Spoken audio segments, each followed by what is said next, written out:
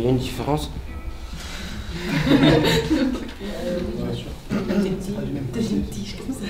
Ça.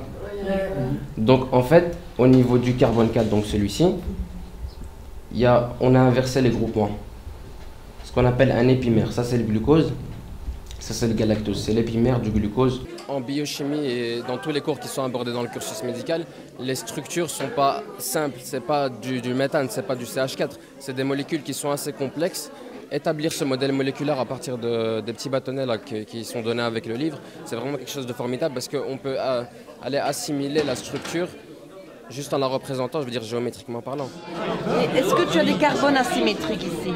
C'est le fruit d'une dizaine d'années d'expérience dans le cadre d'enseignement et d'apprentissage et surtout des échanges que j'ai eus avec les étudiants. L'idée est venue lorsqu'on a constaté que les étudiants avaient énormément de problèmes pour assimiler et étudier toute une série de réactions chimiques. Le problème était situé au niveau de la compréhension de la connectivité entre les atomes. Une double liaison carbone-carbone? Oui, voilà. Si l'étudiant visualise donc la molécule en 3D, ça va l'aider vraiment à comprendre. Quand elle traverse, c'est une liaison trans. Donc visualiser la molécule en 3D afin d'abord de comprendre c'est quoi une liaison, c'est quoi une double liaison, quels sont les atomes qui sont dans le même plan, etc.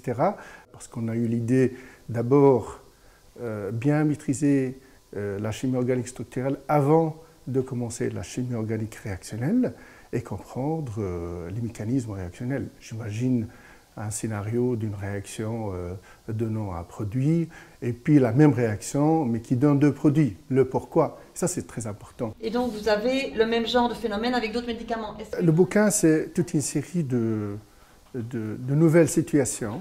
En fait j'ai rédigé les questions en obligeant l'élève, l'apprenant, de faire d'abord, de construire son modèle moléculaire avant de répondre pour être sûr qu'il est en 3D. Ça c'est la première chose.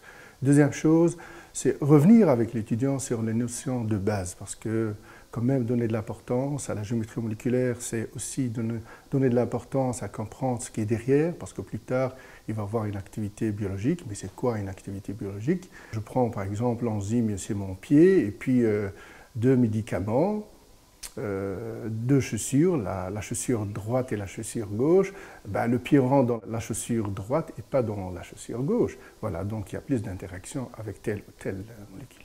J'ai rajouté une partie, comme une vingtaine de pages, pour simplifier un peu, pour vraiment prendre des exemples très très simples et discuter ce que les étudiants voyaient en secondaire, les alcanes, les alcènes, les alcynes. Les étudiants ont vraiment bien vu que c'est utile, avant de commencer la chimie organique réactionnelle, d'abord de bien comprendre la chimie organique structurelle, surtout si ils utilisent les modèles moléculaires. Comme ça, c'est pas identique. Non, ouais, non, ils sont pas identiques, mais il y a plusieurs réponses possibles. Ils sont pas identiques. C'est des énantiomères.